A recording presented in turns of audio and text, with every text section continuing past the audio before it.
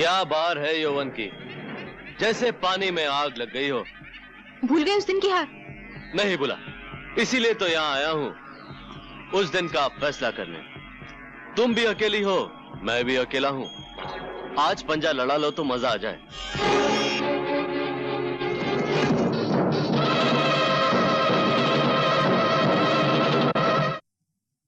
मुझे बचा लो, मुझे बचा लो। एक जानवर मेरे पीछे पड़ा है, वो मेरी इज्जत लूटना चाहता है। फिर आके खड़े हो गए मेरे और मेरे शिकार के बीच में। तुम्हारे हाथों को जुल्म करने की आदत पड़ गई है, तो मेरे हाथों को जुल्म से लड़ने की आदत पड़ गई है। आज मैं तुम्हारा किस्सा हमेशा के लिए खत्म कर देता हूं। अगर मैं चाहूं तो इस गुस्ताखी के बदले में इस पिस्तौल में जितनी आग है तुम्हारे सीने में उतार दूं, लेकिन मैं ऐसा नहीं करूंगा, क्योंकि मैं नहीं चाहता कि जिन लोगों ने मुझे इतना प्यार दिया है, मैं अपने गुस्से की खातिर उनके खानदान का अकेला चिराग बुझा दूं। जाओ, अपने घर जाओ। ठहरो, जाने से पहले एक नजारा तो देखते जाओ।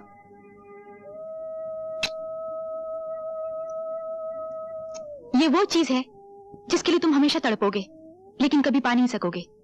मैं क्या कर सकता हूं ये तुम्हें मालूम नहीं, खाना बादोश।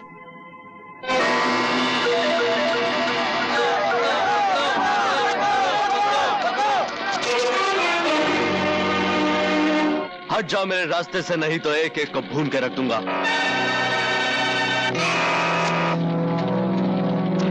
इसको रस्सी से बांध कर इसी की लगाई आग में डाल दो। छोड़ो मुझे।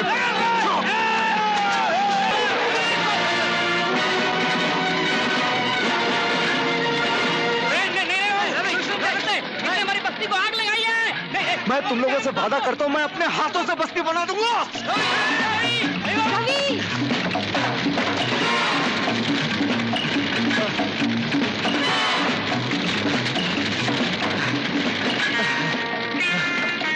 जाओ, तुम निकल जाओ।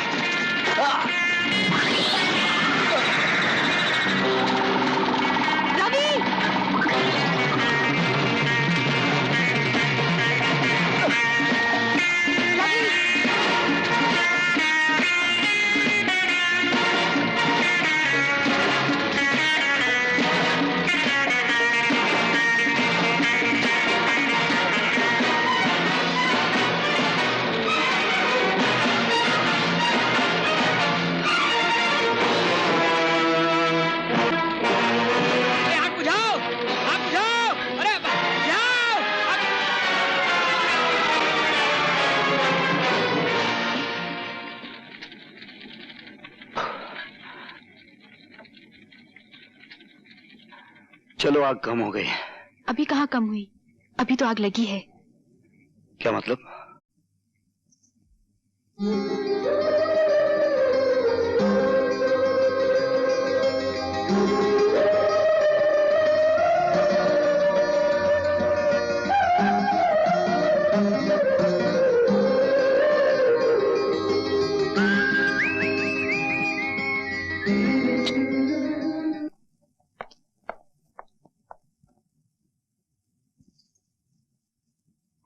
क्या कर रहे हो राजेश? तुम्हारा हार देख रहा हूं माँ, बहुत खूबसूरत है।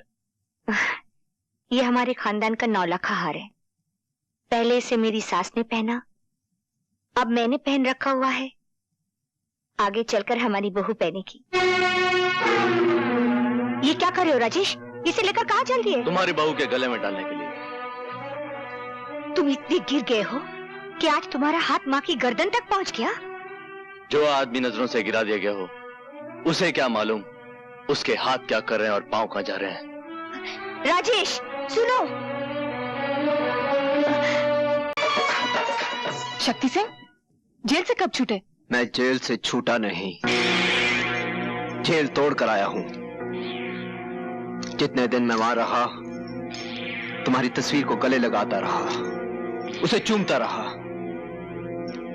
लेकिन अब दिल बहलाने के लिए तुम्हारी तस्वीर काफी नहीं। मुझे अपनी बाहों में तुम्हारा रेशमी जिस्म चाहिए, तुम्हारा जालिम हुस्न चाहिए, तुम्हारी काफिर जवानी चाहिए। तुम अच्छी तरह से जानते हो मैं नाचती गाती जरूर हूँ, लेकिन अपने जिस्म का सौदा कभी नहीं करती।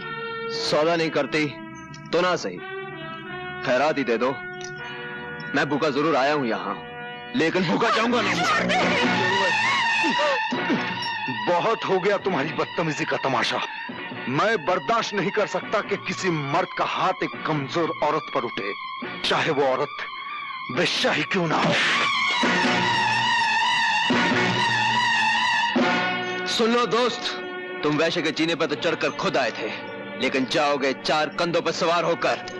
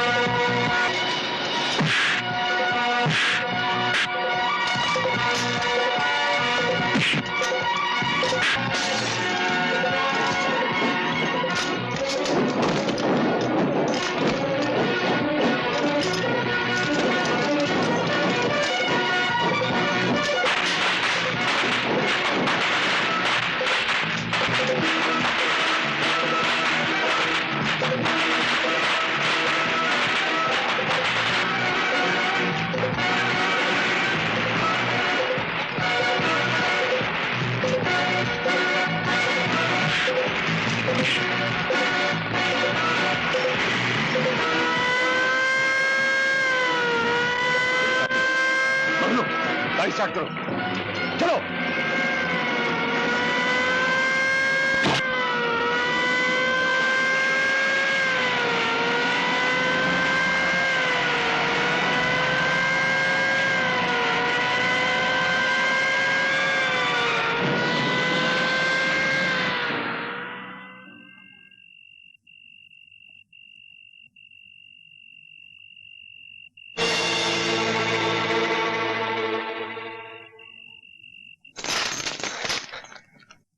शमशेरा तुम?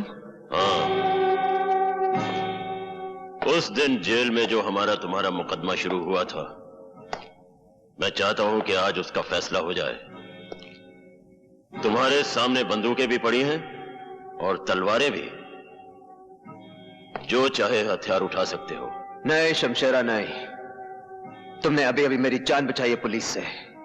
मैं सब कुछ कर सकता हूं, तुम पर हाथ नहीं उठा सकता। हाथ उठा नहीं सकते, बढ़ा तो सकते हो। हमें तो तुम्हारी दुश्मनी भी अच्छी लगती थी और अब दोस्ती भी अच्छी लगती है। फिर एक बात बताओ दोस्त, मैं तो उस मोहल्ले में अपनी जान से मिलने गया था, तुम वहां क्या कर रहे थे? मैं अपने एक दुश्मन का पीछा कर रहा था जो उसी कोठे पर गया था। ओह, इससे तो यही जाहिर होता है कि हम दोनों का एक ही दुश्मन है। दुश्मन ने हमारी दोस्ती की जंजीर में एक कड़ी और जोड़ दी है। दुश्मनी वो आग है जिसमें दोस्ती का लोहा तपकर फौलाद बनता है। इसी बात पर एक बार फिर से मिलाओ हाथ।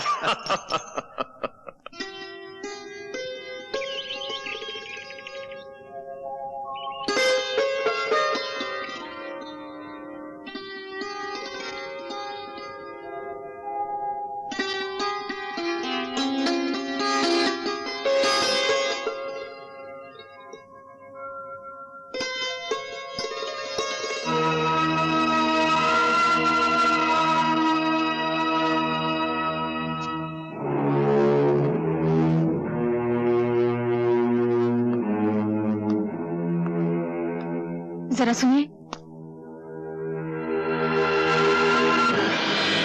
अपनी अमानत तो लेते जाइए। अमानत? हाँ, जिस चीज को आप लेने आए थे उसे यही छोड़कर चले जाएंगे आप?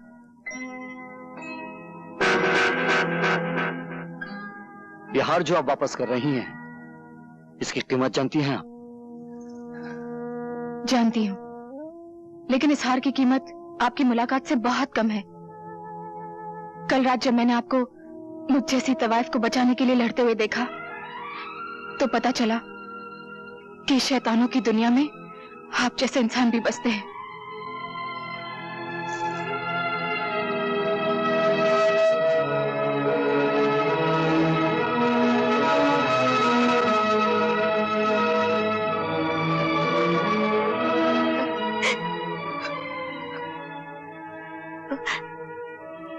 लो मां, अपना खानदानी हार। तुम्हारा एक बेटा इसे ले गया था, समझ लो दूसरा बेटा वापस ले आया।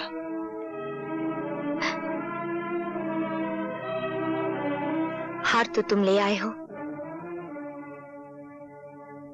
लेकिन इस खानदान की इज्जत कब वापस आएगी? मैंने सुना है मेरा राजेश पागल हो गया उस नाचने वाले के लिए। जिस तरह आज हाल ले आऊं मां, उसी तरह एक दिन राजेश भी आएगा। तुम्हारी आंखों से जो मोतियों की लड़ियां गिर रही हैं, उसके एक एक दाने पे मैं अपने खून की आखिरी बूंद तक कुर्बान कर सकता हूं।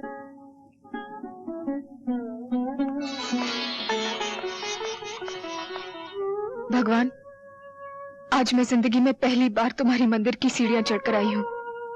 ये कहने आई हूं कि ना तो मुझे तुम्हारी ये दुनिया चाहिए,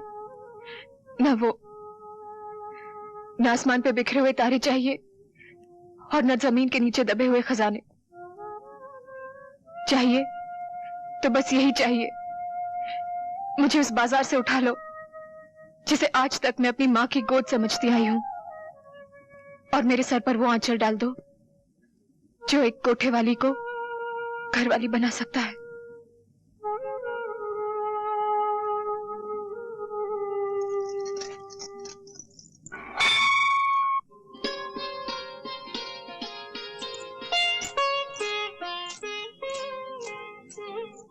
आप?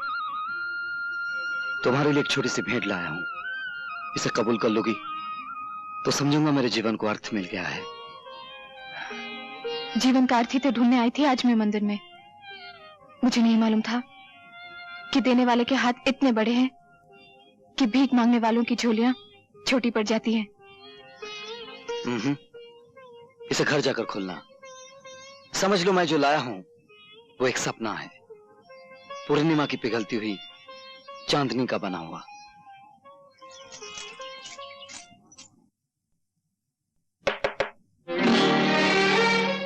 तुम? कसर है तो सिर्फ इतनी की पलंग पे फूलों की झालर नहीं लगाई गई और हमने दूल्हे का सहरा नहीं बांधा। चलो कोई बात नहीं, सहरा हम सुहागरात के बाद बांध लेंगे। खबरदार जो मुझे हाथ लगाया। अब मैं बाजार में बैठी हुई एक तवाइफ नहीं हूं, एक शरीफ आदमी की अमानत हूं जो मुझसे ब्याह कर रहा है। अरे हम भी तो ब्याह ही कर रहे हैं तुमसे। लाओ एक चुटकी भर सिंदूर हम भी तुम्हारी मांग में भर दें। तुम समझते क्यों नहीं? मैं अब रवि की दुल्हन बनने वाली हूँ। रवि की? हाँ। अरे तुम तो सारे शहर की दुल्हन बनने वाली हो।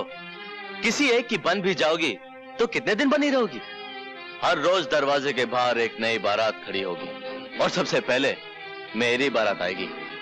तुम्हारी बारात नहीं आएगी, तुम्हारी अर्थी यहां से जाएगी। निकल जाओ यहां से।